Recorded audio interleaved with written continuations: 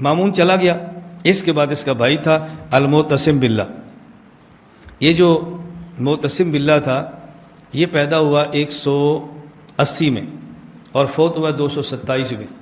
10 سال بعد مامون سے پیدا ہوا اور 10 سال بعد مامون سے فوت ہوا۔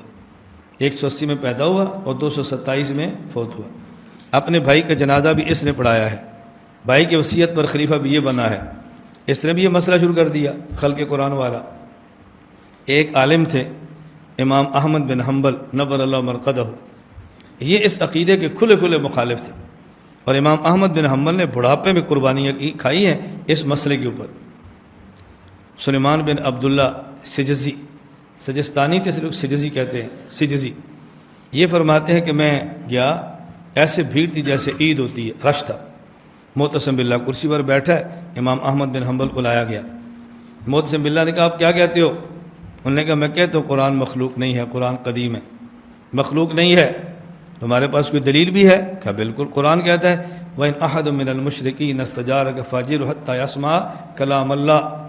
مشرک پناہ مانگے تو پناہ دو، اس کو اللہ کا کلام سناؤ۔ اللہ کا کلام اللہ کی صفت ہے، خدا کی صفات مخلوقات نہیں ہیں۔ کوئی اور بھی دلیل ہے؟ کہا قرآن کہتا ہے الرحمن علم القرآن، یہ نہیں کہتا خلق القرآن۔ کوئی اور دلیل بھی ہے؟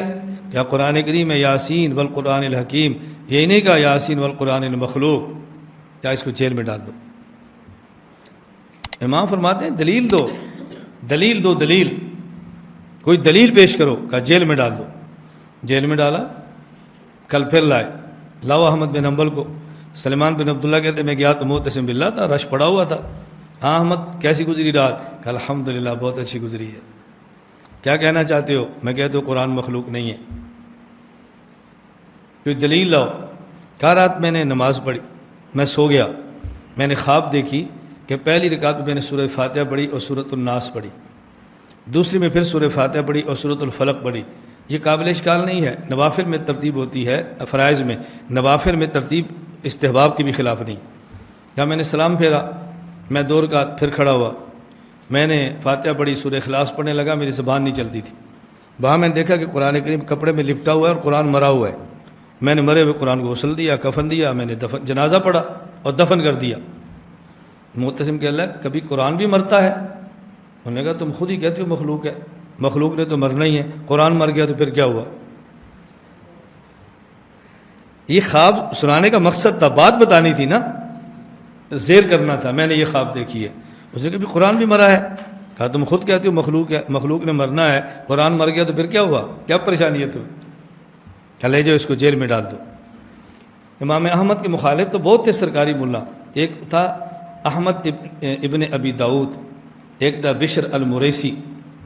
ان دونوں نے کہا کہ امیر المومنین اس کے قتل کا آرڈر کرو۔ پھر میں نے قسم اٹھائی اس کو ماروں گا لیکن تلوار سے نہیں ماروں گا، اس کو کوڑے مارو۔ ابن ابو داؤد نے امام احمد کو سمجھایا، نہیں سمجھے، ایک کوڑا مارا۔ امام احمد کہتے ہیں الحمدللہ، بوڑھا امام ہے، بوڑھا۔ دوسرا کوڑا مارا، کہا ماشاء اللہ کان۔ تیسرا کوڑا مارا، کہتے ہیں لا حول ولا قوت الا باللہ۔ امام احمد کے ہاتھ بندھے ہوئے تھے، آپ کا تہمت کھلنے لگا، امام صاحب نے آسمان کی طرف منہ اٹھایا اور ہونٹ ہلنے لگے۔ ابن ابی داؤد خود کہتے ہیں، وہ کہتے ہیں کہ میں نے دیکھا، یا سلیمان کہتے ہیں میں نے دیکھا، سلیمان کہتے ہیں میں نے دیکھا یہ زمین سے 2 ہاتھ اٹھے ہیں اور امام صاحب کے تہمت کو باندھ دیا، پھر ہاتھ غائب ہو گئے۔ یہ امام احمد کی کرامت تھی، یعنی دل میں دعا مانگی کہ یا اللہ تک 17 میرا کسی نے نہیں دیکھا، میری حفاظت فرما لے۔ ابن معتصم نے کہا اس کو جیل میں ڈال دو، لے جاؤ۔ ابن ابی داؤد نے ان کے کان میں کہا احمد میرے کان میں کہہ دو قرآن مخلوق ہے، میں تجھے بادشاہ کی مصیبت سے بچا لیتا ہوں۔ امام احمد فرماتے ہیں تو میرے کان میں کہہ دے، میں حشر میں تجھے خدا کے عذاب سے بچا لوں گا، تو میرے کان میں کہہ دے۔ جیل میں ڈالا، پھر نکالا، ایک داستان ہے لمبی، کوڑے پڑتے رہے، نکالو۔ امام احمد بن حنبل کو لایا گیا، خلیفہ نے پوچھا امیر المومنین ہاں کیسی گزری؟ کہا بہت اچھی۔ یہ ہے علماء حق، یہ ہے علماء حق، بہت اچھی گزری ہے۔ انہوں نے کہا میں نے رات خواب دیکھا ہے، 2 شیر مجھ پر حملہ ہوئے، فرشتوں نے مجھے بچایا ہے۔ اور پھر کہا آج امام احمد نے خواب دیکھی ہے اور وہ مجھے کاغذ پہ لکھ کے دی۔ وہ کیا خواب تھی؟ امام احمد نے فرمایا کاغذ تمہارے پاس محفوظ ہے؟ کہا جی محفوظ ہے، میں نے صبح اٹھ کے خود کاغذ پڑھا ہے، پھر میں نے سمجھا ہے. امام احمد فرماتے ہیں میں نے خواب جو دیکھی تھی حشر برپا ہے، مجھے اللہ کے دربار میں پیش کیا گیا. اللہ نے پوچھا احمد تجھے تکلیفیں کیوں دی جا رہی ہیں، تجھے تکلیفیں کیوں دی گئی؟ میں نے کہا اللہ تیرے قرآن کی وجہ سے. فرمایا احمد تو کیا کہتا ہے؟ کہتا ہے یا اللہ میں کہتا ہوں قرآن تیرا کلام ہے، مخلوق نہیں ہے، تیرا کلام ہے تیرا. احمد تیرے پاس دلیل کیا ہے؟ کہا میں نے یہی بات عبدالرزاق سے سنی ہے، عبدالرزاق کو پیش کرو. تو کیا کہتا ہے؟ کہا جی میں کہتا ہوں قرآن اللہ تیرا کلام ہے، خالص تیرے لیے ہے. کہاں سے سنا ہے؟ کہا جی معمر سے، لاؤ اس کو. پھر معمر کو پیش کیا گیا. تو کیا کہتا ہے؟ قرآن اللہ تیرا کلام ہے، خالص تیرے لیے ہے. کہاں سے سنا ہے؟ کہا جی میں نے زہری سے. کہا زہری کو لاؤ. زہری کو پیش کیا گیا. تو کیا کہتا ہے؟ میں نے کہا قرآن اللہ تیرا کلام ہے، خالص تیرے لیے ہے، تیرے پاس کیا دلیل ہے؟ میں نے عروہ سے سنا ہے. عروہ کو لاؤ. عروہ کو پیش کیا گیا. تو کیا کہتا ہے؟ میں کہتا ہوں قرآن اللہ تیرا کلام ہے، خالص تیرے لیے ہے، تیرے پاس دلیل. کہا جی میں نے ام المومنین امی عائشہ سے سنا ہے رضی اللہ. فرمایا عائشہ کو لاؤ. کہتے عائشہ کو دربار میں، شاہی دربار ہے نا، اللہ کا دربار ہے، امی عائشہ بہت بڑی ہے ہم سے، اللہ کے سامنے کیا ہے، لاؤ. عائشہ تو کیا کہتی ہے؟ میں کہتی ہوں اللہ تیرا کلام، قرآن تیرا کلام ہے اور خالص تیرے لیے ہے، دلیل. کہا میں نے رسول اللہ صلی اللہ علیہ وسلم سے سنا ہے. کہا حضرت محمد کو لاؤ صلی اللہ علیہ وسلم. حضور پاک دربار میں آئے. محمد آپ کیا کہتے ہو؟ میں کہتا ہوں اللہ قرآن آپ کا کلام ہے، صرف آپ کے لیے ہے. کہاں سے سنا ہے؟ کہا جی جبریل نے بتایا ہے. کہا جبریل کو لاؤ. ہاں جبریل تم کیا کہتے ہو؟ میں کہتا ہوں قرآن اللہ تیرا کلام ہے، تو نے کہاں سے سنا ہے؟ کہا جی اسرافیل سے. کہا اسرافیل کو لاؤ. اسرافیل تم کیا کہتے ہو؟ میں کہتا ہوں قرآن اللہ تیرا کلام ہے، خالص تیرے لیے ہے، تمہارے پاس دلیل. کہا جی میں نے لوح محفوظ میں دیکھا ہے. کہا لوح محفوظ کو لاؤ. اللہ کا دربار ہے نا، شہنشاہ کا دربار ہے. لوح محفوظ سے کہا تو کیسے کہتا ہے لوح؟ تو نے کیسے کہا کلام؟ تو نے کیا کہا؟